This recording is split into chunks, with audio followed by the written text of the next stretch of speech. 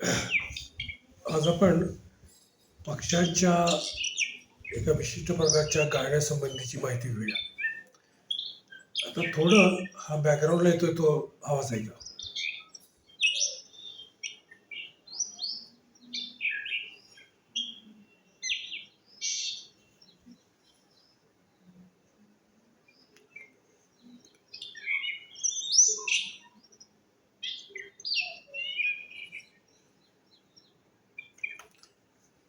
अशी किलबिल आपल्याला दुपारच्या वेळा, अगदी उन्हाच्या वेळा गर्द झाडामध्ये पक्षी बसून गाताना आपल्याला ऐकायला मिळालं असेल.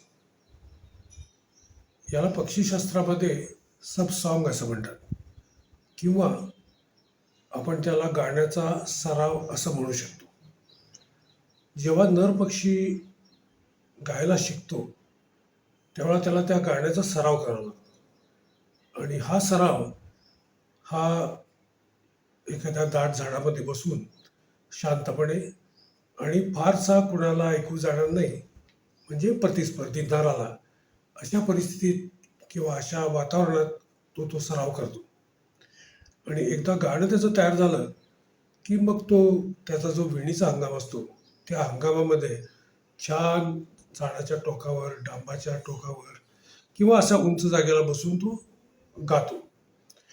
कारण त्यावेळेला गाणं बिनचूक असायला पाहिजे, नाहीतर मग मादी त्याला मिळणार नाही. मादी चांगल्या नराचं गाणं बघेल आणि तिकडे जाईल. तर यासाठी त्याला सराव करावा लागतो. त्याला पक्षीशास्त्रामध्ये सब सॉंग असं म्हणतात. मग ते सब सॉंग सगळेच पक्षी करतात का? हे गाणाऱ्या पक्ष्यांचं वैशिष्ट्य आहे. मग गाणारे पक्षी म्हणजे कोण? आपल्याला थोडं मागं जावं लागेल की पक्ष्यांचे एक ऑर्डर्स आहेत. त्या ऑर्डरमधली सगळ्यात विकसित अशी जी ऑर्डर आहे त्याला आपण फांदीधारी किंवा पॅसरी फॉर्मर्स म्हणतो. त्या गटामध्ये ओसाईन आणि सब ओसाईन असे पुन्हा दोन उपगट आहेत. त्यातले ओसाईन म्हणून जे आहेत त्यांना गाणारे पक्षी म्हटलं जातं. आणि गाणाऱ्यांचं पक्ष्यांचं वैशिष्ट्य काय असेल तर त्यांना त्यांचं गाणं शिकावं लागतं. कोकिळेला तिचं गाणं शिकावं लागत नाही, कारण ती गाणारे, आपण जरी गाणारी म्हणलो असतो तर गाणाऱ्या पक्ष्यांच्या गटातली ती नाही. तिला जन्मजात ती मोठी झाली, प्रौढ झाली की ती कुहू कुहू गायला लागते. पण चिमणी मात्र गाणाऱ्या पक्ष्या गटातली. तिला ती प्रौढ झाली, नर वयात आला की तो गायला लागतो. तर तो गाणं शिकतो. कुणाचं शिकतो?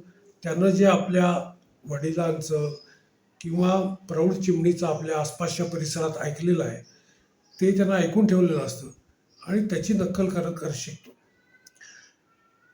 हे आपल्याला सगळं जाणून घ्यायचं असेल तर माझं जे पुस्तक आहे पक्षीगान का, केव्हा आणि कोठे, यामध्ये तुम्हाला या आवाजाचे नमुने आणि गाणं सगळंच मिळेल.